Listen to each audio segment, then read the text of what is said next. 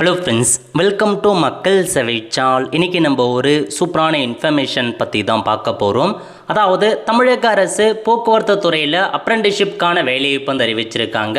இப்போ இந்த வேலைக்கு யார் யாரெல்லாம் அப்ளை பண்ணலாம், இதுக்கு தேவையான எலிஜிபிலிட்டி என்ன, இதை பற்றின மொத்த இன்ஃபர்மேஷன் தான் இந்த வீடியோ வந்து பார்க்க போகிறோம். இந்த வீடியோ ஸ்கிப் பண்ணாமல் ஃபுல்லாக பாருங்கள். அது மட்டும் அல்ல, இந்த வீடியோ நிறைய பேருக்கு ஷேர் பண்ணுங்கள். வீடியோக்குள்ளே போகிறதுக்கு முன்னாடி வேலைவாய்ப்புக்குன்னு தனியாக நம்ம ஒரு சேனல் வந்து கிரியேட் பண்ணியிருக்கோம்.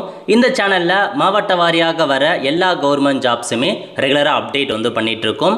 இதுக்கான லிங்க்கை நான் டிஸ்கிரிப்ஷன் வந்து கொடுத்துட்றேன். விருப்பம் இருக்கவங்க இந்த சேனலை நீங்கள் சப்ஸ்கிரைப் வந்து பண்ணி வச்சுக்கோங்க. ஓகே, இதேமாரி ஜாப்க்கான எல்லா அப்டேட்டுமே உடனுக்குடன் நம்முடைய வாட்ஸ்அப் சேனலாக இருக்கட்டும், டெலிகிராம் குரூப்பாக இருக்கட்டும், இன்ஸ்டாகிராம் பேஜாக இருக்கட்டும், ஃபேஸ்புக் பேஜாக இருக்கட்டும், எல்லாத்துலேயுமே வந்து ஷேர் பண்ணுறாங்க. மறக்காமல் அதையும் நீங்கள் வந்து ஃபாலோ பண்ணுங்கள். ஸோ இப்போதைக்கு உங்களுக்கு தமிழ்நாடு போக்குவரத்து கழகம் இருக்குது பாருங்கள், Tamil Nadu state transport corporation limited, அங்கேருந்து அப்ரெண்டிஸ்ஷிப்கான ஒரு அப்டேட் கொடுத்துருக்காங்க. என்னமான ரீஜன் அப்படின்னா Villupuram region, Kumbakonam region, Madurai region, Tirunelveli, Salem, MTC, அதுக்கப்புறம் வந்து பார்த்தீங்க அப்படின்னா எஸ்சிடிசி, இந்த மாதிரி எல்லா போக்குவரத்து கழகங்களையும் எல்லா ஊர்கள்லையுமே வேலைவாய்ப்பு வந்து கொடுத்துருக்காங்க. விழுப்புரம் ரீஜனில் யார் யார் வருவீங்க அப்படின்னா விழுப்புரம், கடலூர், திருவண்ணாமலை, வேலூர், திருவள்ளூர், காஞ்சிபுரம்லாம் வந்து விழுப்புரம் ரீஜனில் வரும். கும்பகோணம் ரீஜனை பொறுத்த வரைக்கும் கும்பகோணம், நாகப்பட்டினம், திருச்சி, கரூர், காரைக்குடி, புதுக்கோட்டை, இதெல்லாமே கும்பகோணம் ரீஜனில் வரும். மதுரையை பொறுத்த வரைக்கும் மதுரை, திண்டுக்கல், விருதுநகர், திருநெல்வேலிக்கு திருநெல்வேலி, தூத்துக்குடி, நாகர்கோவில், சேலமுக்கு சேலம், தருமபுரி, அப்புறம் எம்டிசி சென்னையை சார்ந்து வரும், அப்புறம் எஸ்சிடிசி, இந்த மாதிரி உங்களுக்கு இருக்குது. ஸோ இப்போ இதுக்கு யார் அப்ளை பண்ணலாம் அப்படின்னா நீங்கள் வந்து 2022, 2023, 24, 25, 26, ஸோ இந்த இயரில் வந்து பாஸ் அவுட் ஆகிருக்கீங்க, டிகிரி, டிப்ளமோ, இன்ஜினியரிங்கில் வந்து முடிச்சிருக்கீங்க அப்படின்னா அப்ளை பண்ணிக்கலாம். 2022லேருந்து 2026க்குள்ளே பாஸ் அவுட் ஆனவங்க மட்டும்தாங்க அப்ளை பண்ண முடியும். ஸோ நெக்ஸ்ட்டு பதவி பற்றி பார்க்கலாங்க. முதல்ல வந்து பாருங்கள், மந்த்லி ஸ்டைஃபண்டாக நீங்கள் கிராஜுவேட் அப்ரெண்டிஸ்ஷிப் டிகிரி முடிச்சிருக்கீங்க, அது இன்ஜினியரிங்காக இருக்கட்டும், ஆர்ட்ஸ் அண்ட் சயின்ஸாக இருக்கட்டும், உங்களுக்கு 12,300 ரூபாய் மந்த்லி சேலரியாக கொடுக்குறாங்க. டிப்ளமோ முடிச்சிருக்கீங்க அப்படின்னா உங்களுக்கு 10,900 ரூபாய் சேலரி வந்து ப்ரொவைட் பண்ணுறாங்க. ஓகே, முதல்ல என்ன கேட்டகரி அப்படின்னா graduate in engineering technology. So BTech படிச்சிருக்கீங்க அப்படின்னா உங்களுக்கான கேட்டகரி பற்றி கொடுத்துருக்காங்க. ஒவ்வொரு ரீஜன்லையுமே எவ்வளோ வேக்கன்சி இப்போ வந்து பாருங்கள். நீங்கள் ஆட்டோமொபைல் இன்ஜினியரிங் முடிச்சிருக்கீங்க அப்படின்னா அதுக்கு நேராக உள்ள வேக்கன்சி, சிவில் முடித்தவங்களுக்கான vacancy, electrical and electronic engineering முடிச்சிருக்கீங்க அப்படின்னா உங்களுக்கான வேக்கன்சி, கம்ப்யூட்டர் சயின்ஸ் இன்ஜினியரிங் முடிச்சிருக்கீங்க அப்படின்னா உங்களுக்கான வேக்கன்சி. இப்போ விழுப்புரம் அப்படின்னா மொத்தமாக எவ்வளோ வேக்கன்சி, 100 வேக்கன்சி விழுப்புரம் கொடுத்துருக்காங்க. கும்பகோணம் 51, சேலம் வந்து 48, மதுரை 20, திருநெல்வேலி 70, சென்னை 100, தமிழ்நாடு 68, மொத்தமாக 457 வேக்கன்சி வந்து பிடெக் முடிச்சிருக்காங்க பாருங்கள், அவங்களுக்கு ப்ரொவைட் பண்ணியிருக்காங்க. அதேமாரி டிப்ளமோ இன் இன்ஜினியரிங் முடிச்சிருக்கீங்க, நீங்கள் டிப்ளமோ முடிச்சிருக்கீங்க சம்மந்தப்பட்ட ட்ரேடில், மெக்கானிக்கல், ஆட்டோமொபைல், அப்புறம் சிவிலுக்கு தனியாக, எலக்ட்ரிக்கல் எலக்ட்ரானிக் தனியாக, கம்ப்யூட்டர் சயின்ஸ் ஐடிக்கு தனியாக கொடுத்துருக்காங்க. இதில் வந்து ஒரு 438 வேக்கன்சி டிப்ளமோ முடித்தவங்களுக்கு அறிவிச்சிருக்காங்க. விழுப்புரம் டோட்டலாக 40, கும்பகோணம் 123, சேலமில் 45, மதுரை 51, திருநெல்வேலி 26, எம்டிசியில் 138, எஸ்சிடிசியில் 68, ஒவ்வொன்றுத்துக்கும் ஆட்டோமொபைலில் விழுப்புரம் எவ்வளோ அந்த மாதிரி தனித்தனியாக உங்களுக்கு பிரித்து கொடுத்துருக்காங்க வேக்கன்சி.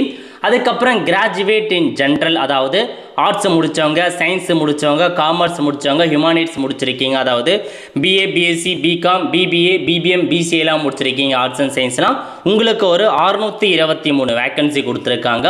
விழுப்புரத்துக்கு 100 வேக்கன்சி, கும்பகோணம் ரீஜன் 251, மதுரைக்கு 37, திருநெல்வேலிக்கு 93, சென்னைக்கு 62, தமிழ்நாட்டுக்கு 80 வேக்கன்சி, மொத்தமாக 623 வேக்கன்சி வந்து மென்ஷன் பண்ணியிருக்காங்க.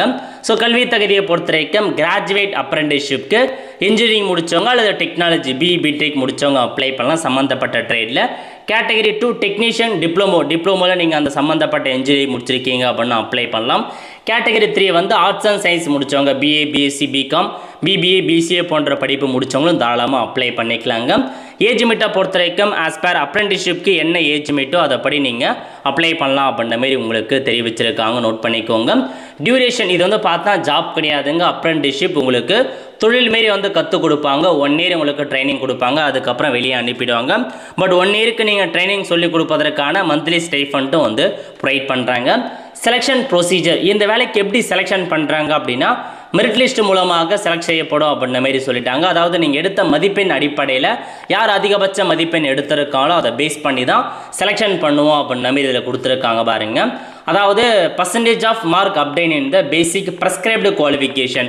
ஸோ நீங்கள் டிகிரியோ அல்லது டிப்ளமோவோ இல்லது ஆர்ட்ஸ் அண்ட் சயின்ஸோ அதில் யார் அதிகபட்ச மதிப்பெண் எடுத்திருக்காங்களோ அவங்கள செலெக்ஷன் பண்ணுவோம் அப்படின்ற மாதிரி வந்து சொல்லிட்டாங்க.